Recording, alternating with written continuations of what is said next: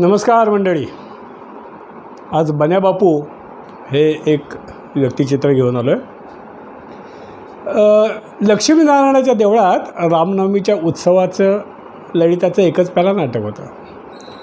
त्यातल्या आर्य मदिरा मंडळाचा प्रवेश सुरू होता. एवढ्यात समोर बसलेल्या प्रेक्षकांमध्ये कुजबूज, काय झालं सगळीकडे गलका. त्या प्रवेशात तळीरामाच्या भूमिकेत रंगलेल्या बन्या काकाच्या घरी भाताच्या उडवींना आग लागली होती. त्या काळी कोकणात एखाद्याच्या घरी भाताच्या उडवीला आग लागणं म्हणजे केवढं मोठं संकट होतं हे कदाचित आजच्या या नवीन पिढीला कळणार नाही, ती भाषा समजणार नाही. पण घरात 10-12 खाणारी तोंड, वडिलोपार्जित फक्त बुद्धीची इस्टेट लाभलेल्या आणि सरस्वतीचे वरदान असूनही लक्ष्मीने सावत्रपणाची वागणूक दिलेल्या, फक्त नमस्काराचे धनी असलेल्या एका भिक्षुकाला हा एक मोठाच तडाखा होता. एखादा कोलमडून पडला असता. पण इथेच आमच्या दादांचं वेगळं पण होतं. नाटक व्यवस्थित पार पडलं. इतरांच्या छातीचे ठोके वाढले, पण आमच्या दादांच्या नाडीचे ठोके अजिबात वाढले नाहीत. आमचे दादा हे खरोखरच एक वेगळं आणि अद्भुत रसायन होतं. 30 इंचाची निधडी छाती, 30 इंच. आयुष्यभर अनेक घरगुती सामाजिक ओझी वाहणाऱ्या या देहानं वजन काट्यावर 40 किलोचा आकडा कधीही ओलांडलेला नाही. प्रसादाच्या मुदी एवढ्या असे तपकिरीत आपल्या डोक्याला टिळा लावतात ना, तेवढा असा बुक्का मिसळल्यानंतर जसा रंग तयार होईल ना, तसा थोडासा काळा वर्ण, प्रचंड ताकद असलेले भेदक डोळे, एकंदर देशस्थी वर्णात मेंदू मात्र कोकणस्थी, आणि सर्वात मुख्य आणि धारदार त्यांचं अस्त्र म्हणजे त्यांची जीभ. ते आमच्या घरच्यांचे आमचे दादा होते. जवळच्या नातेवाईकांचे आणि ओळखीच्या मंडळींचे बन्या काका किंवा बन्या बापू होते. आणि पंचक्रोशीतले जे लोक येत असत त्या सगळ्यांचे बन्या भाव होते, बन्या भाव. त्यांचं पाळण्यातील व कागदोपत्री नाव गोविंद काशीनाथ चितळे होतं. हे त्याला तरी आठवत होतं की नाही देवझाडे. वास्तविक माझ्या जन्माच्या वेळी म्हणजे त्यांच्या साधारण 40शीत त्यांचा 1,00,000 विडी ओढण्याचा संकल्प पुरा झाला असावा. त्यांनी आयुष्यात ना श्वास कमी घेतला असेल. विडीचे झुरकेच जास्त. ती भोसले छाप विडी पूर्वी मिळायची. त्यात पहिला झुरका अशी विडीची जळती बाजू तोंडात भरून असा कसून मारलेला. या अग्निहोत्रात कधीही खंड पडलेला नाही. निद्रानाश होता, त्यामुळे रात्रीही हे विडीचं अग्निकुंड अखंड धगधगत असायचं. पण एवढं असूनही ना मी त्यांना कधी खोकताना पाहिलेलं नाही, छातीत कफ नाही. चर्चिलने ओढलेल्या चिरूटची थोटकं व दादानी ओढलेल्या विड्यांची थोटकं यांच्याशी माळ एकत्र केली असती ना, तर इथून ती सहज इंग्लंडपर्यंत गेली असती. पहिलं व्यसन मी म्हटलं तसं विडी, आणि दुसरा चहा. तो लागायचा किती, तर त्यांच्या भाषेत म्हणजे एक तोळा. त्यांना अनेक वर्ष अल्सरचा त्रास होता, त्यामुळे जेवणही अत्यंत कमी होतं. पण एवढं सारं असूनही त्यांच्याकडे एनर्जीचा कुठला झरा होता ती आमची विंध्यवासिनी आणि भगवान जाणे. रात्रभर निद्रानाशामुळे जागे असूनही सकाळी टवटवीत 18 तास काम करायचे. आणि असं कोणी विचारले, बन्या काका तब्येत कशी आहे, तर म्हणायचे, अरे कुंडलीत अन्नद्वेष, निद्रानाश आणि असा कामाचा अतिरेक हे सगळे योग आहेत. दशग्रंथी ब्राह्मणाचा हा मुलगा, पण याचे दशग्रंथ अगदी वेगळेच होते हो. याज्ञिकी, काव्य, चित्रकला, गायन, वक्तृत्व, व्यापार, समाजकार्य, अभिनय या अष्टग्रंथांना थोडासा अहमपणा आणि सडेतोडपणा या 2 ग्रंथांचाही टिळा लागलेला होता. तरुणपणी मुंबईमध्ये भिक्षुकीला आलेल्या या पठ्ठ्याने एका इंग्लंडमध्ये स्थायिक होऊन एका तिथल्या मडमेशी लग्न केलेल्या, पण दादर येथील राहणाऱ्या यजमानाकडे त्या मडमेला कळावी म्हणून सत्यनारायणाची कथा ऑर्गनचा सूर लावून संस्कृत इंटू इंग्लिश, म्हणजे one Shaunak name rishi he was staying in jungle name Naimish, अशा पद्धतीने सांगितलेली होती. पुढे त्यांच्या वडिलांच्या इच्छेनुसार ते परत गावी चिपळूणला गेले आणि मग आयुष्याचं समर सुरू झालं.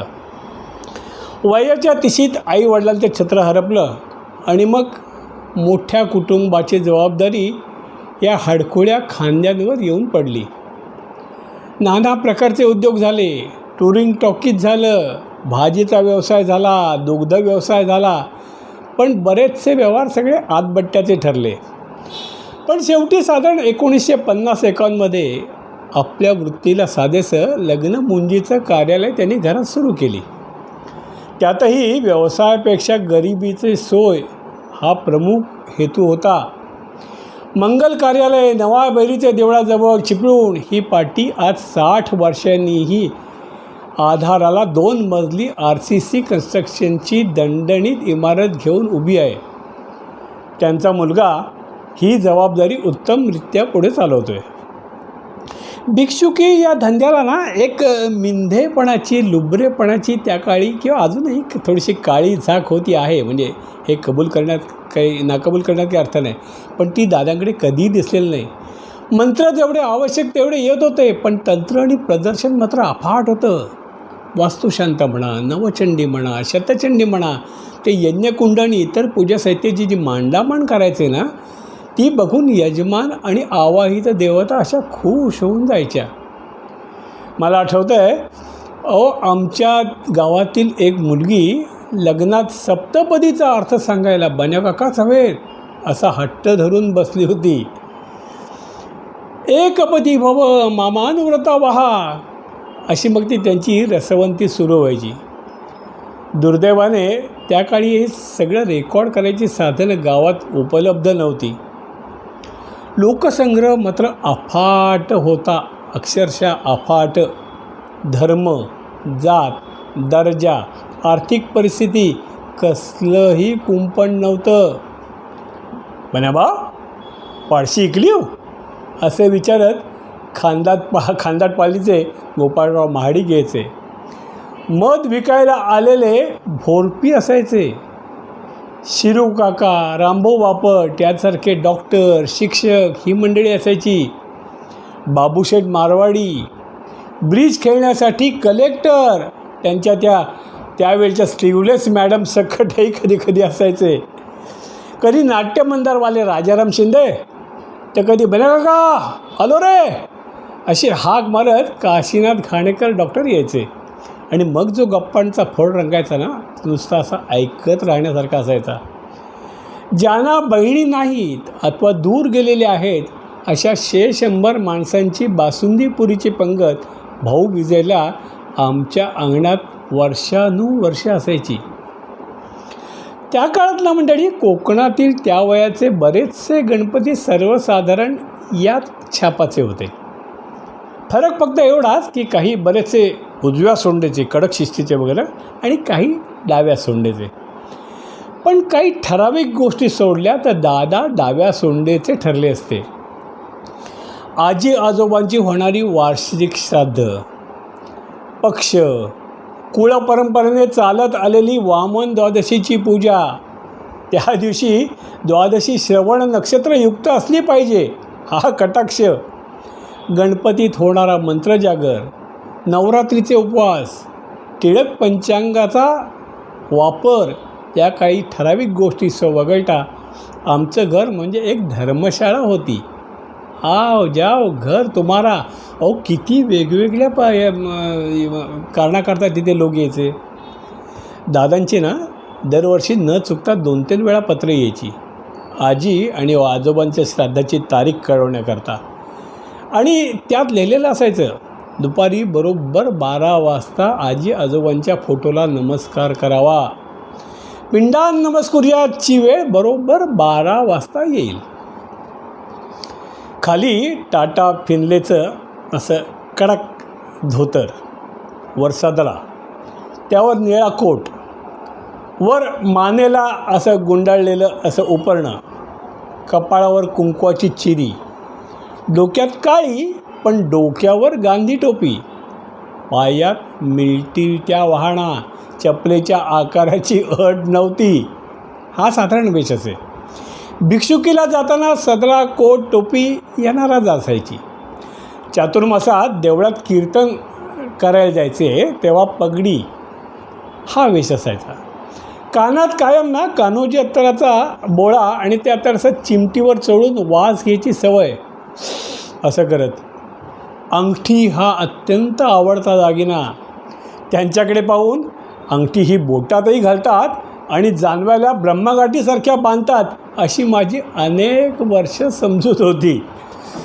कोणी काही असं झकास काम केलं किंवा कोणीही असा उत्तम विनोद केला की पुऱ्या अप्रतिम असं कौतुक आणि तुला एक चहा बक्षीस असं असायचं. आणि हे काम जरा वरच्या पातळीवर असेल, म्हणजे कोणाची उत्तम सेवा वगैरे असं कोणी केलं असेल तर बोटातील अंगठी सगळ्यांच्या देखत काढून देणं ही सवय होती. घरात कोळंब्या तांदूळाचा भात, घरचं साजूक तूप, चहाला निरसं दूध यात तडजोड अजिबात चालत नसे.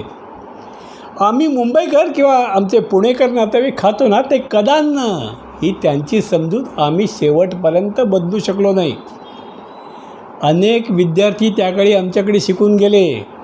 अगदी अनेक म्हणजे अनेक जातीचे, धर्माचे, पण जेवायला सगळे एकाच पंक्ती, तिथे भेदभाव नाही. त्या मुलांच्या शिक्षणाकडे तसं फारसं लक्ष नव्हतं. कुठलं मूल कुठले येते ते याचाही पत्ता नसायचा.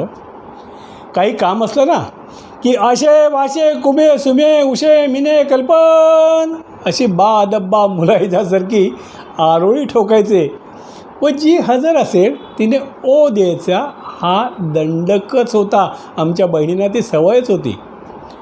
नाट्य दिग्दर्शन आणि अभिनय हे एक वेळ होतं. उत्तम विनोदी भूमिका करत साष्टांग नमस्कार नाटकात त्यांच्या सुटाबुटातील एंट्रीलाच कडकडून टाळी मिळालेली आठवते मला. आयत्या वेळी एकच प्यालातील रामलाल, देव माणूस नाटकातील दादांची भूमिका त्यांनी उत्तम केली होती असे त्यावेळचे अनेक लोक अनेक नाटकांबद्दल सांगतात. अट फक्त एकच, पाठी प्रॉम्प्टिंगवाला उत्तम हवा. अहो त्यांनी विद्याहरण नाटकात देवयानीही केली होती असे सांगणारे मला भेटलेत. हिंदू महासभेने ना निजामाच्या हैदराबादच्या त्या अत्याचाराविरुद्ध भागानगर इथे सत्याग्रह केला होता. त्यात भाग घेऊन तुरुंगवासाची हवाही खाऊन झालेली होती. तुरुंगवासात यांचे वजन 2 किलो वाढल्याचीही वदंता होती. उत्तम शीघ्र कवी होते. त्यांच्या अनेक कवितांचं आमच्याकडे अजून लिखित आहे. एका लग्नात वरपक्षाकडील खूप मंडळी पाहून पटकन म्हणाले, अरे हे वऱ्हाड नव्हे, मुलीच्या बापाचे वरहाड आले. चित्रकलेचं उत्तम अंग होतं. सत्यनारायणाची कथा आणि सहस्रनाम पाठ असल्यामुळे पूजा सांगताना तोंडाने विश्वस्मैन मा विष्णवेन मा वषटकारायण मा हे चालू असायचं. आणि समोरच्या पाटावर रांगोळीने हत्ती किंवा मोर असा तो साकारत असायचा. अहो कथा होईपर्यंत हळद, कुंकू, बुक्का या उपलब्ध रंगाने तो रंगून एवढा सुंदर तयार व्हायचा की आरतीच्या वेळे हा हत्ती बहुतेक सोंड हलवायला लागेल असं वाटायचं. राजकारण, समाजकारण हे तर लाडके विषय. चिपळूणला पूर हे म्हणजे त्यावेळेपासूनच नेहमीच आहे. म्हणजे नेहमीची येतो मग पावसाळा त्यातलीच कथा. पण पाऊस जोरात सुरू झाला की एक मग बुलेटिन निघायची. पाणी भोगाळ्यावर आलं, चिंचनाक्यावर आलं, वेशीचा मारुती, लायब्ररी असे हे त्या पुराचे टप्पे असायचे. अशावेळी सर्वांना थोडं उंच दोतं असलेल्या घरात पाठवणं, गुरांना सुरक्षित ठिकाणी हलवणं या कामात दादा गर्क असायचे. कोयना भूकंपाच्या वेळे भूकंप भूकंप म्हणून ओरडत उठलेल्या चिपळूणमधल्या लोकांमधील कोयना धरणाचं काय झालं असेल या काळजीने तिकडे धावणारा पहिला इसम गोविंद काशीनाथ चितळे उर्फ बन्याबापू चितळे होता. नगरपालिकेत देखील निवडून गेले, पण स्पष्ट वक्तपणामुळे यांची जागा कायम मायनॉरिटीत. अफाट बोलायचे. अहो, म्हणतात ना, बोलताना जिभेवर पुलं म्हणतात तसं सरस्वतीने असा मराठीचा क्लास उघडलेला असायचा. किंवा असं फाडफाड बोलताना सरस्वती महिषासुरमर्दिनी बनून कथकली करत असायची. पण सभा संपल्यानंतर भैरवी रागात वंदे मातरम एवढं सुंदर म्हणायचे की ते ऐकून ती मातृभूमी सुजलाम सुफलाम झाल्यासारखी वाटायची. शास्त्रीय संगीत हा आणखीन एक आवडता विषय. कोणाचेही गंडाबंद शिष्य नव्हते, तालीम नव्हती. पण रेडिओवर अशी रागदारी लागली ना की उत्तम गायक असलेल्या विष्णूला विचारायचे, विष्णू कुठला राग? मग विष्णू चाचरत म्हणायचा, बापू मालकंस वाटतोय. हो, लग्नाच्या वेळी म्हणजे आमच्या घरी हॉलमध्ये लग्न होत त्यावेळी दांडेकर गुरुजी काय किंवा बाबा जोशी काय बसाड्या आवाजात कस्तुरी तिलकम ललाटी लावत असताना मांडवात एकदम अशी गडबड असायची. पण दादांचं फुल्लेंदी नभकांत इंदू वदनम ते एकदा सुरू झालं की पिन ड्रॉप सायलेन्स. जेवणाच्या पंक्तीत भैरव रागात तुझा घर करुणेचा हा श्लोक म्हणायला लागले ना की पानातील जिलबी साजूक तुपात तळल्यासारखी वाटायची. हा माणूस चौघडा उत्तम वाजवायचा, ताशा उत्तम वाजवायचा. अहो, विड्या ओढून छातीत दम नव्हता म्हणून सनईसुद्धा नेत्याने वाजवली असती यांनी. पाकशास्त्रात कसोटीचा दर्जा नव्हे, पण रणजी ट्रॉफीचे खेळाडू नक्की होते. फक्त तेलाचा वापर अगदी स्वतः अरब असल्यासारखे करायचे. आम्ही त्यांच्यावर त्यांची चेष्टा पण करायचो. पण खरी आवड ना मिठाच्या उजव्या बाजूपेक्षा म्हणजे भाज्यांपेक्षा डाव्या बाजूची बरं का. जेवताना उकिडवे असे बसायचे आणि डावा हात दोन्ही पायांना असा गळ्यात मिठी मारल्याकडे ठेवून बसायचे. जेवण अत्यंत कमी. आम्ही चेष्टेने म्हणायचो, दादा तुम्हाला जेवणापेक्षा चित्रावतीलाच भात जास्त लागतो. त्यांच्या काही आवडीनिवडी मात्र अनाकलनीय होत्या. बाबूराव अर्नाळकर आणि मामा वरेरकर ही लेखक मंडळी प्रचंड आवडीची. मुंबईत आले की दादरला फुटपाथवर रहस्यकथांच्या पुस्तकांची अशी शेकड्यात खरेदी व्हायची. आणि दुसरी अजब आवड म्हणजे वल्लभभाई पटेल स्टेडियमवर त्या काळी होणाऱ्या त्या फ्रीस्टाईल कुस्त्या बरं का. दारासिंग, किंगकॉंग, मायटी मंगोल ही टनात वजन असणारी मंडळी अत्यंत प्रिय. बोस्टन क्रॅब, इंडियन डेडलॉक हे शब्द मग काही दिवस त्यांच्या तोंडात ओम केशवाय मा, ओम नारायणाय मा, माधवाय मा ह्याच्याऐवजी जिभेवर असायचे. काय आवड होती कोणास ठाऊक. एकदा फ्रीस्टाईल बघायला गेले असताना त्या गर्दीत सापडले होते आणि चांगला धावपळीत त्यांना मार लागला होता. हा आमचा खारासिंग 1 महिना कॉटवर आडवा होता. काही तर्कशास्त्र मात्र अजब होती बरं का. लहान मुलाने कुठली गोष्ट नाही म्हटली की चिडायचे. कोणीच्या पोरांची तो लहान आहे अशी बाजू घेतली की म्हणायचे, तो लहान आहे ना, मग नाही म्हणायला कुठल्या कॉलेजात शिकला. ज्याला नाही म्हणता येतं त्याला हो म्हणता आलंच पाहिजे. गोळाभर खाणाऱ्याला तोळाभर अक्कल असलीच पाहिजे. काय तर्कशास्त्र चुकीचं नव्हतं हे. गुटगुटीत आणि जाडजूड पोरांची आवड. म्हणायचे बघ पोराच्या शरीराला कुठेही पोचा नाही आहे. हो, या त्रिप्रवरान्वित अत्रिगोत्री एकाऱ्याने त्यांच्या शरीरात वैश्यवृत्तीची लस कोणी टोचली होती देव जाणे. पण व्यापाराची अतिशय आवड. अहो, खरेदीसुद्धा करायची ना ती घाऊ. टोपल्यामधून आंबे करवंदासारख्या फुटकळ वस्तू विकणाऱ्या ना, भारे वरंडी विकणाऱ्या त्या माम्यांना आमचं घर म्हणजे वस्तू पूर्ण विकत जायचं एक खात्रीचं ठिकाण होतं. म्हणजे भाषासुद्धा टपरीचे किती वगैरे नाही, सरळ टोपलीचे किती ते सांग, हीच भाषा. यावरून आमचा भाऊ चेष्टा करायचा, आमच्या घरी टी व्ही कधी येईल. उद्या करंड्यातून कोणी टी व्ही विकत घ्यायला आलं तर दादा सगळे टी व्ही एकदम विकत घेतील.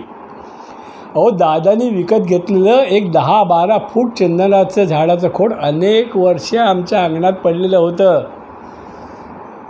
दादांची चेष्टा यावरनं प्रचंड व्हायची. काय विकत घ्यायचे काय नाही. अहो एकदा कोणीतरी कोंबड्या विकायला आलं होतं आणि न बघता तरी काय आणलं असेल करंडीत ठेवून जा म्हणून सांगून गेला आणि तो माणूस त्या कोंबड्या आमच्या घरात ठेवून गेला होता. अहमपणा मात्र जबरदस्त होता. मी म्हणेन तेच व्हायला पाहिजे हा आग्रह होता. अहो एवढंच काय, घरी काम करायला आलेल्या टेंगड्या सुताराला देखील ताकीद असायची. टेंगड्या अक्कल माझी आणि फक्त ठोका तुझा. रत्नागिरीला आतेकडे गेले होते. कशावरून तिथल्या त्या गड्याला ओरडले. आते म्हणाली, अरे दादा ओरडू नको, उद्या तो काम सोडून जाईल. त्यावर पटकन म्हणाले, येशे अगं पिंडाला शिवायला लागतात म्हणून कोणी कावळे बाळगत नाहीत. माझी आई आजारी होती तेव्हा त्यांचं पत्र आलं होतं. मला त्यांनी लिहिली होती, काही रोग हत्तीच्या पावलांनी येतात आणि मुंगीच्या पावलांनी जातात, हे लक्षात ठेव, आईची उत्तम सेवा कर. लग्न ठरवायला गेले होते बरं का. लग्न मुलीच्याच गावी का व्हावं हे सांगताना पटकन म्हणाले, त्याचं काय आहे, अहो मगर पाण्यात असली ना की हत्तीलासुद्धा ओढते, त्यामुळे आमच्याच घरी लग्न करा, मग तुमचा केवढाही हत्ती येऊ दे. हो ते वराचे वडील एकदम खुश झाले आणि ते लग्न ठरलं. मुलांची तात्विक मतभेद होते, पटायचं नाही. त्यांच्या साठी शांतीच्या वेळी कुणीतरी चटकन म्हणालं, बन्या काका आयुष्य मजेत चाललं आहे ना, मुलगे कर्तबगार आहेत. एका सेकंदाचा वेळ न काढता म्हणाले, अरे खरं आहे रे, कर्तबगार आहेत, पोरं चाटतात, पण बैलाच्या जिभेने. आता यातली मेघ कळायला माहिती असायला पाहिजे, बैलाची जीभ खरखरीत असते, गाईच्या जिभेने चाटत नाहीत. भांडणात एका मुलग्याची जरा वरची पट्टी लागली तेव्हा पटकन म्हणाली, ओरडू नकोस, नकाशे फडफडले म्हणून कुठे भूकंप होत नाहीत. एका गुरुवारी एक भिकारी दारात आला बरं का. दादाने त्याला पोटभर जेवायला घातली. तसा तो भिकारी म्हणाला, तुम्ही मला अगदी दत्तगुरूसारखे भेटलात. त्याला बसवली. म्हणाले, जरा थांब, एक फरक आहे. गुरूच्या पायाशी काय असतं? तो भिकारी म्हणाला, कुत्रा असतो. दादा म्हणाले, होय ना, तो कुत्रा माझ्या तोंडाशी असतो, हे लक्षात ठेवायचं. किती किती आठवणी सांगायच्या. या माणसाकडे मंत्र टाकून विंचवाचं विष उतरवायची देखील कळ होती बरं का. एकदा एक शेजारच्या व्यास सरांच्या आमच्या पत्नीला विंचू चावला. ती दादांकडे आली. त्यात कोणीतरी चेष्टा केली, वहिनी विंचूच चावला ना. तशी पटकन म्हणाले, अरे गदड्या, व्यास चावला असता तर परीघ वाढला असता. व्यास वहिनी हसून हसून अक्षरशः दमल्या. ते विंचू चढले तर त्यांच्या गावी नाही इतके त्या हसत होत्या. मी दादांना हवालदिल झालेले फक्त एकदाच पाहिले. काकूला शेवटी आमच्या कर्करोग झाला. वेदनेने बिचारी ओरडायची. तेव्हा डॉक्टरना म्हणाले, डॉक्टर तिला या वेदनेतून मुक्त करा, ती गेली तरी चालेल. विना दैन्येन जीवन आणि विना यासेन मरणम, एवढं बोलून अक्षरशः धाय मोकलून दादा रडले होते. 1981 साली दादा वारले. वादळ शांत झालं. 67 वर्षे फुललेली ही विडी विझवून गेली. योग्य वातावरण आणि संधीचं कोंदण मिळालं असतं ना तर खरोखर हा अनमोल हिरा होता. अनेक चिपळूणकर हे आजही कबूल करतात, आजही आठवण करतात. अजूनही बन्या चितळे चिपळूण या ॲड्रेसवर पत्र आमच्या घरी येत आहेत. बाहेर पाऊस सुरू झाला होता. वारा सुसट सुटला होता. मी दादांच्या पार्थिवाकडे पाहत होतो. मला उगीचच वाटलं दादा उठतील आणि नेहमीप्रमाणे असं वारं सुटलं की ओरडायचे तसे ओरडतील, पोरांनो आधी माझघरात चला आणि सर्व मांगल्याचा जप सुरू करा. दुसऱ्या दिवशी पेपरमध्ये चिपळूणच्या सागरमध्ये त्यांच्यावर मृत्यूलेख छापून आला होता. त्याचं शीर्षक होतं, गोविंद काशीनाथ उर्फ बन्या काका. बन्या बापू हा मातीचा गुण की गुणांची माती.